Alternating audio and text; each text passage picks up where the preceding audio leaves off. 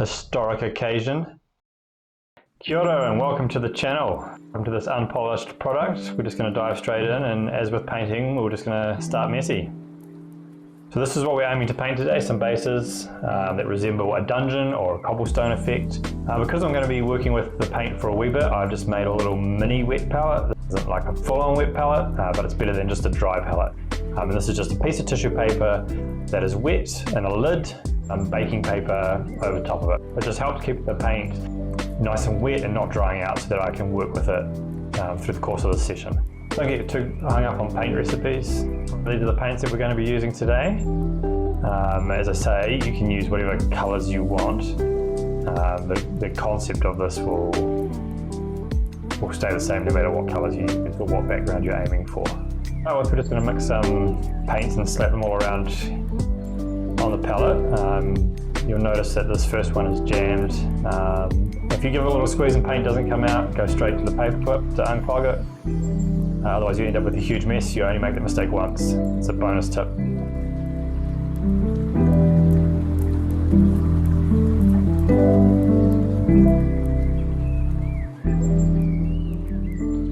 You don't even need to mix them on the palette if you want. You can just mix them straight on the base. A lot of what we'll be doing is a really sloppy wet blend. I'll just start pushing them around, letting them merge, letting them run into each other. We're not aiming for a perfect gradient here, just some variance. I'll just start by pushing some colours around the base, and I'm aiming for darker colours towards the back and lighter colours towards the front, and then just sort of having them merge and blend in together.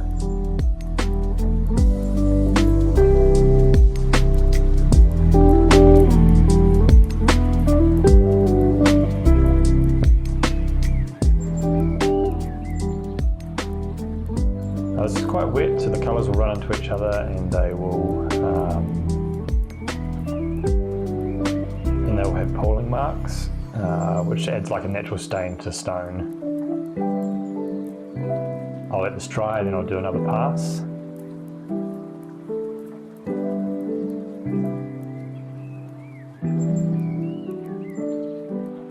There we go, so now we'll go for a second pass.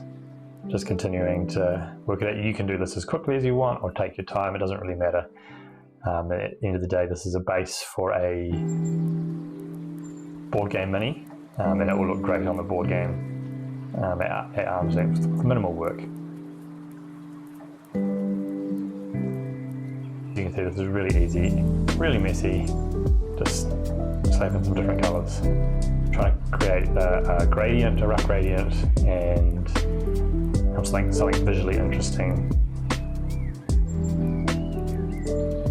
Right, so now I'm just going to get some black, and we're just going to roughly throw in some dividing lines to cut this concrete slab up into stones. And these black lines serve as the shadows between the stones. These are a rough guide at this point because we'll continue to work with the colours, and that will go over the black that we'll tidy up later on. You don't need perfect thin lines because you'll get paint on these black lines at the moment. They're more just to give us smaller spaces to work in for our gradients.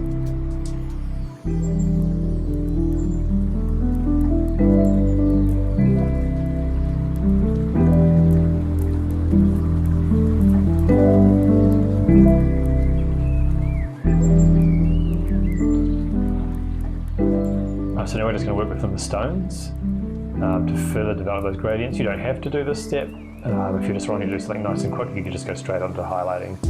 But I like to further develop the gradient within each stone, especially the front ones, just to make it look more visually appealing.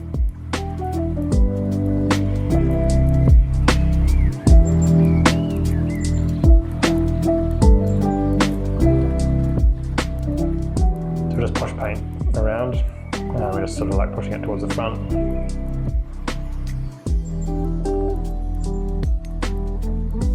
Then we'll go with like a mid or a darker one, and we'll push it towards the back.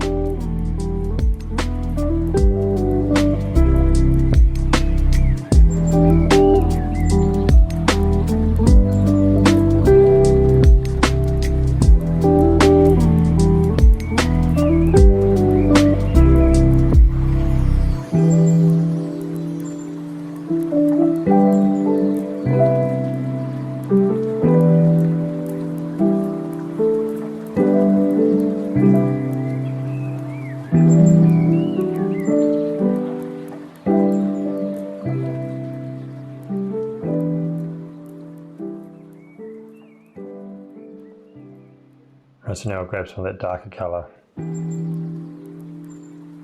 We'll just push it towards the back. Just slightly hitting that lighter line that we've just created.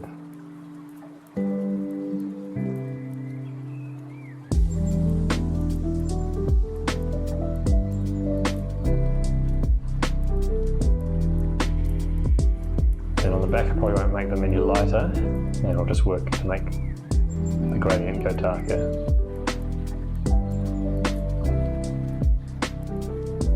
So now we're going to throw in some highlights with our brightest colour. And you'll notice I've swapped models for this, so I was working on two at the same time, and the video of the other one has my head in the way. Rookie mistakes.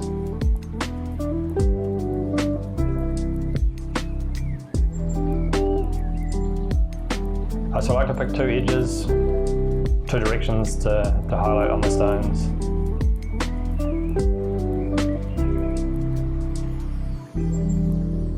And now we're just going to tidy up the black, parts that we've missed, or we've gone over with too much other colour or whites in our highlights, and so just redoing our black.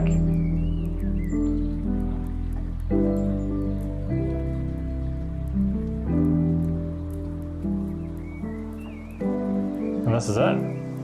You can add scratches. You could add stains in different colours if you wanted, but this is the finished product here. Don't get discouraged when it's messy. You just keep working at it until you're happy with it. Right, hey, thanks for watching. First video, hopefully many to come.